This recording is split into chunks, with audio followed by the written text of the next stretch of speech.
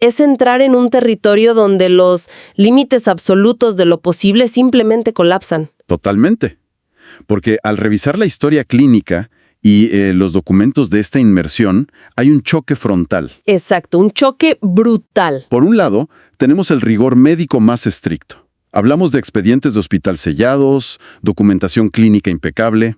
Y por otro lado, un evento que destroza cualquier explicación biológica conocida. Y no estamos hablando de un mito antiguo, ¿verdad? No, para nada. Hablamos de un suceso de 1956. No es una leyenda urbana transmitida por tradición oral.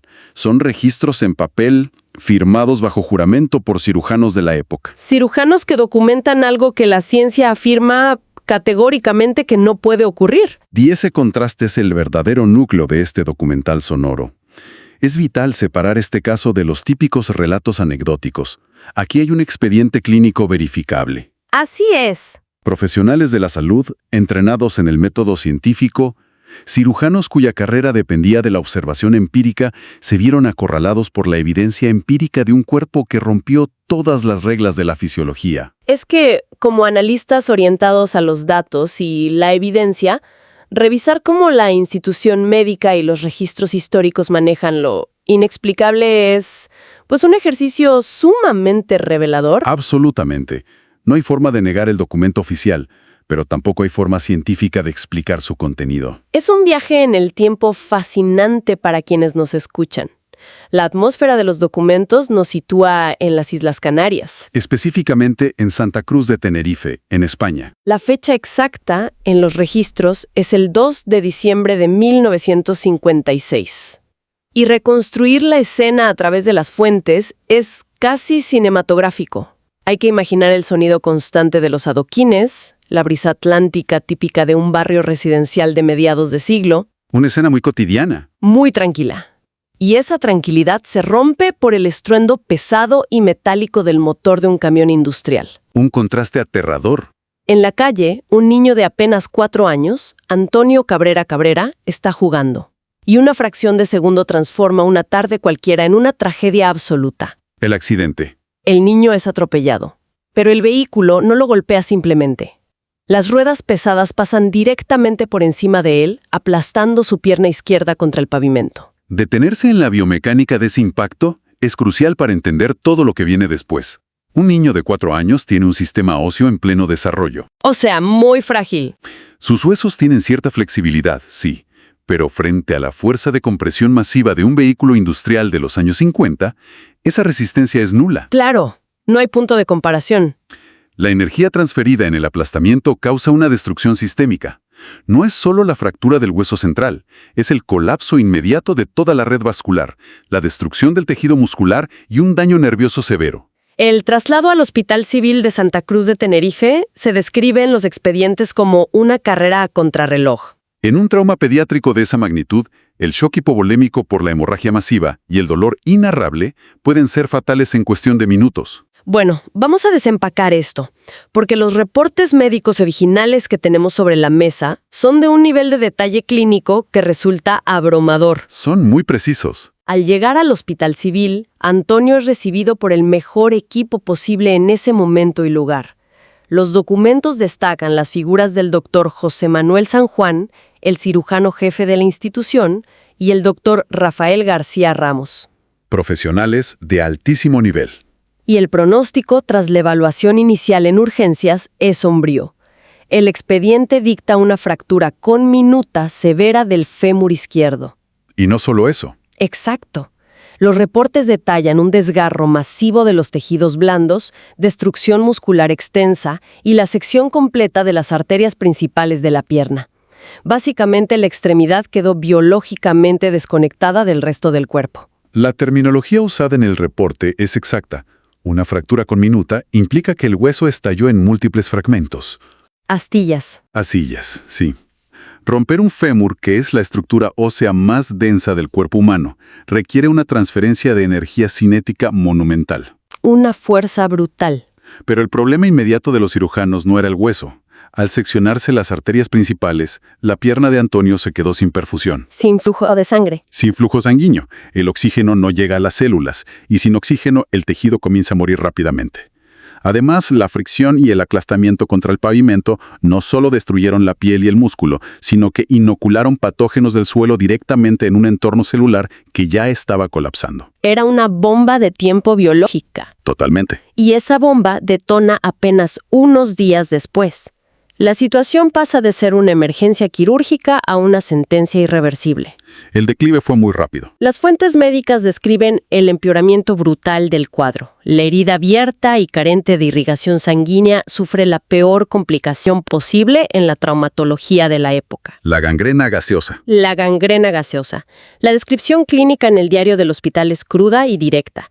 La pierna y el pie de Antonio se tornan completamente negros, están fríos al tacto y no hay absolutamente ningún pulso. Es necrosis pura. Lo fascinante aquí es la biología detrás de esa sentencia de muerte, porque ayuda a comprender el pánico en ese hospital. Claro, el contexto médico. La gangrena gaseosa no es una simple infección. Es causada por bacterias anaeróbicas, típicamente el Clostridium perfringens. Esta bacteria no puede sobrevivir en presencia de oxígeno. Por lo tanto, una pierna sin flujo sanguíneo Es el escenario ideal. Una pierna con las arterias cortadas, llena de tejido muscular muerto y sin flujo de sangre oxigenada, es el caldo de cultivo perfecto. ¡Qué horror! La bacteria empieza a devorar el tejido muerto, liberando exotoxinas letales que destruyen las membranas celulares del tejido adyacente que aún está sano. Y ahí es donde entra el factor del gas, supongo. Así es. Durante este proceso producen gas que se acumula debajo de la piel, creando una crepitación característica al tacto. Como un crujido. Exacto, un crujido bajo la piel.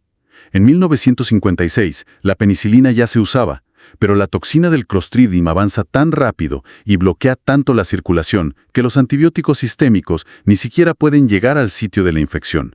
Ver una extremidad negra y fría era la confirmación visual de que el tejido estaba irremediablemente muerto. El ambiente de desesperanza en los pasillos del hospital se palpa a través de las notas de enfermería.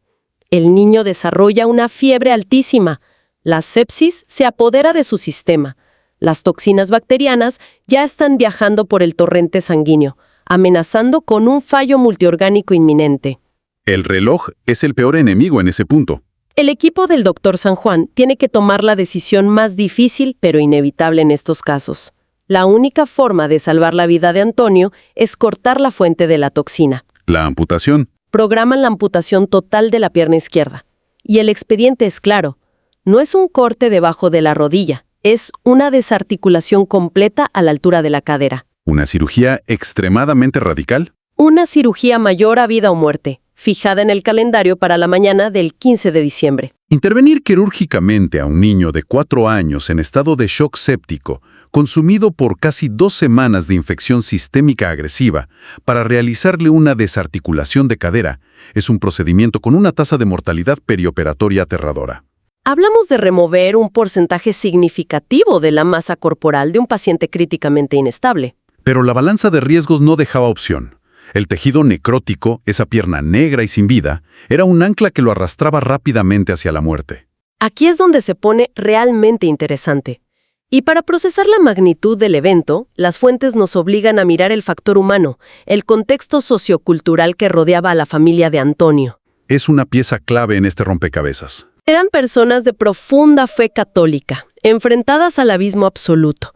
La víspera de la cirugía, en medio de la impotencia y la oscuridad preoperatoria, una amiga de la familia entrega a la madre una estampa y una reliquia de Fray Martín de Porres. Hay que recordar algo importante.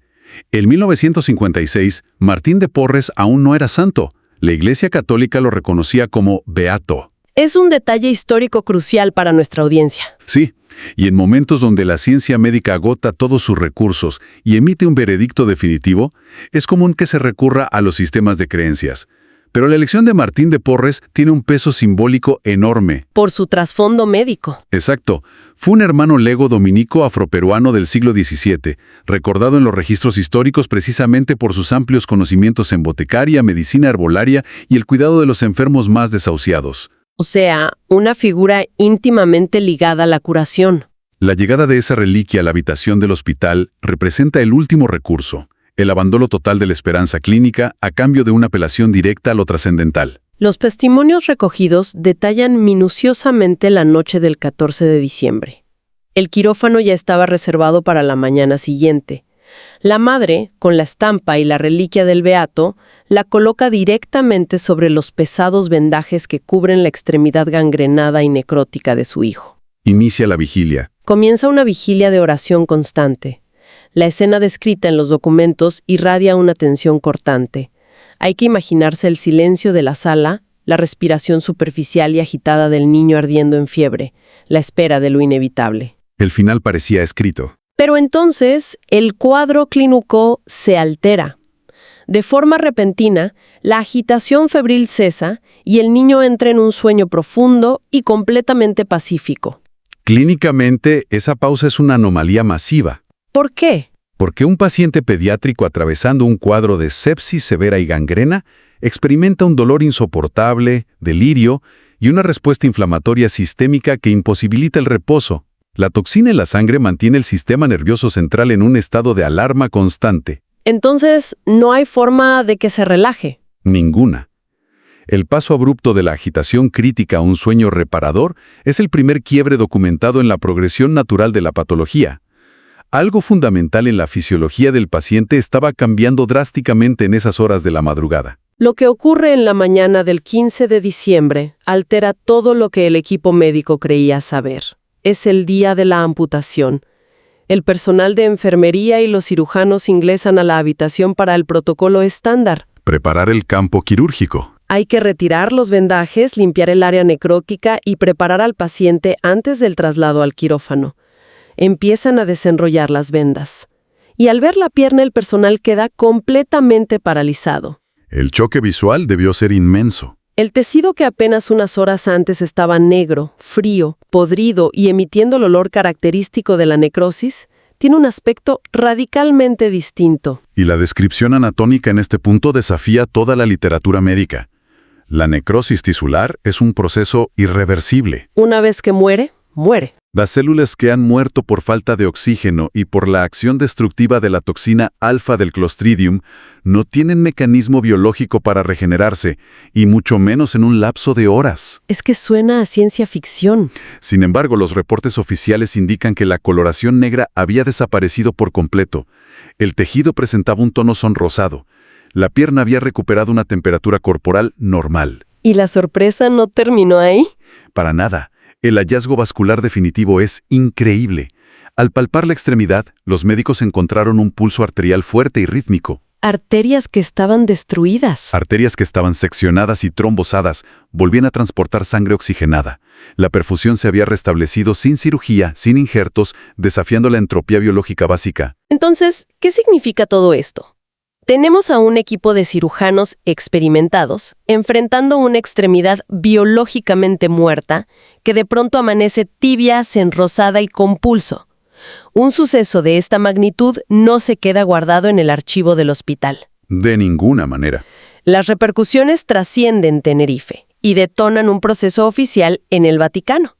Y la Iglesia Católica no utiliza la palabra milagro a la ligera. El escrutinio es brutal. Es un proceso judicial en toda regla. No se trata de validar la emoción de una familia aliviada. Se trata de someter el evento a un juicio médico forense implacable. Exactamente. El mecanismo de investigación del Vaticano, operado en ese entonces por la Sagrada Congregación de Ritos, funciona como un tribunal científico extremadamente hostil hacia la afirmación del milagro. Buscan cualquier otra explicación. Existe la figura del promotor fidei, conocido popularmente como el abogado del diablo, cuyo único trabajo es destruir la hipótesis del milagro.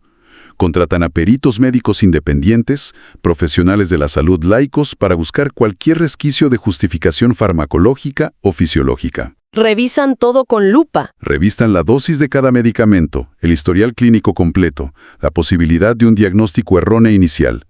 La carga de la prueba recae en demostrar, más allá de toda duda razonable, que la curación fue humanamente imposible. Y las evidencias recolectadas durante ese juicio son el corazón de este análisis. Porque la regeneración del tejido blando, los músculos y el restablecimiento del pulso arterial fue solo el impacto inicial. Faltaba la parte ósea. El diagnóstico original de urgencias incluía una fractura con minuta severa del fémur. El hueso estaba hecho astillas. Ante la recuperación espontánea de la carne, los médicos, buscando alguna respuesta lógica, llevan al niño al departamento de radiología. Querían ver qué pasaba dentro. Toman nuevas placas de rayos X para evaluar el estado del esqueleto y programar la reconstrucción ortopédica que seguramente necesitaría. El resultado de estas radiografías es otra bofetada directa a las leyes de la biología. Si conectamos esto con el panorama general de la osteogénesis, el proceso de formación y curación del hueso, las placas de rayos X muestran un escenario materialmente inconcebible. ¿Qué tan imposible es? Para que una fractura conminuta sane, el cuerpo humano requiere una secuencia de eventos inalterable. Formación de un hematoma, creación de un callo blando cartilaginoso, mineralización hacia un callo duro y meses de remodelación ósea. Un proceso larguísimo. Y todo esto asumiendo que los múltiples fragmentos del fémur han sido alineados mediante tracción mecánica continua o fijados quirúrgicamente con clavos y placas de metal. Nada de lo cual ocurrió. Nada. Pero las radiografías de Antonio Cabrera mostraron el fémur perfectamente consolidado, unido y anatómicamente alineado, sin ninguna intervención ortopédica previa. Ver un hueso astillado, reconfigurarse y solidificarse espontáneamente rompe cualquier línea de tiempo biológica conocida. Las reacciones documentadas de los profesionales de la salud a cargo son el pilar que sostiene la validez de todo el caso. Durante el extenuante proceso de validación eclesiástica, los médicos no logran formular ninguna teoría científica alternativa. Y sus testimonios son fundamentales. En el expediente constan las declaraciones formales de los doctores San Juan y García Ramos. Estos cirujanos, hablando bajo juramento solemne y ciñéndose estrictamente a su disciplina médica, anatómica y fisiológica, certifican en el registro oficial que la curación es absolutamente inexplicable. No dejan espacio a dudas. No hablan de una anomalía estadística o un error en la toma de decisiones. Afirman de manera explícita que la curación carece de justificación dentro de los límites del conocimiento humano. Esas declaraciones juramentadas son la prueba concluyente para el tribunal eclesiástico. El tribunal requiere el testimonio de los médicos tratantes admitiendo su absoluta incapacidad analítica para explicar el evento. Son los mismos médicos que vieron la necrosis. Los mismos cirujanos que palparon la gangrena, que documentaron las arterias destruidas, que programaron la amputación y que analizaron las radiografías del fémur destrozado, son los que proporcionan la evidencia empírica irrefutable. Descartaron la intervención terapéutica humana y la curación espontánea fisiológica, dejando el suceso en la categoría de lo científicamente imposible. Tras años de escrutinio, de revisar placas radiográficas, contrastar declaraciones y analizar el historial clínico completo, la investigación formal concluye. La Sagrada Congregación de Ritos aprueba el expediente en su totalidad. Es un hito documental. Se emite un fallo certificando que los eventos acontecidos en la habitación del Hospital Civil de Santa Cruz de Tenerife superaron efectivamente el orden de la naturaleza. Este exhaustivo rigor procesal se sella con un decreto oficial en el Vaticano. Todo oficializado al más alto nivel. Es el Papa Juan XXIII quien, respaldado por la solidez de los reportes médicos y la investigación forense, emite el decreto de canonización el 10 de mayo de 1962, elevando a Martín de Porres a la santidad. Esto plantea una pregunta importante sobre cómo interactuamos con el conocimiento consolidado y el registro histórico. Como investigadores y analistas de datos, existe un inmenso valor en permitir que los expedientes médicos, los testimonios jurados y las pruebas radiográficas hablen por sí solos, sin intentar encajarlos por la fuerza en los moldes de lo que consideramos posible hoy en día. Hay que respetar la evidencia primaria. No hace falta adornar ni añadir sensacionalismo a una historia que ya presenta tejidos necróticos revitalizados y fémures astillados que se ensamblan espontáneamente. La rigurosidad de la documentación médica en este evento exige una profunda humildad intelectual. Es un recordatorio de que existen registros verificables de fenómenos que la ciencia, a pesar de sus inmensos avances, simplemente no puede decodificar. Al recapitular esta extensa revisión de los documentos históricos de nuestra inmersión profunda, el panorama es de un contraste asombroso. Una colisión perfecta entre el diagnóstico clínico irrefutable de un trauma masivo con gangrena letal frente a una recuperación biológica instantánea que reconstruyó hueso, tejido y vasos sanguíneos de la noche a la mañana. Es un caso sin precedentes en la literatura médica. Manteniendo la imparcialidad que exige el análisis de cualquier fuente documental, El asombro es inevitable al constatar cómo los archivos de un hospital provincial en Canarias terminaron entrelazados con los tribunales médicos más estrictos del Vaticano. Es un cruce de disciplinas fascinante. Y para dejar una reflexión final sobre la mesa, para quienes nos escuchan. En el paradigma moderno actual, donde la medicina genómica puede mapear el ADN en horas, donde la inteligencia artificial predice el plegamiento de proteínas y las impresoras 3D crean tejido celular, ¿qué lugar ocupan estos expedientes históricos donde el cuerpo humano se regenera ignorando todas las leyes de la física y la biología? Una pregunta compleja. ¿Acaso el poseer una tecnología médica exponencialmente superior nos acerca a comprender el verdadero misterio de la curación? ¿O sencillamente logra que los casos indocumentablemente inexplicables del pasado resalten como anomalías aún más profundas, insondables y desafiantes para el intelecto? Definitivamente hace repensar nuestras certezas. Con esa incógnita cerramos la investigación documental de hoy. El agradecimiento de siempre a nuestra audiencia por mantener el rigor analítico, el asombro frente al registro histórico y el deseo constante de seguir profundizando en lo desconocido. Hasta el próximo análisis detallado.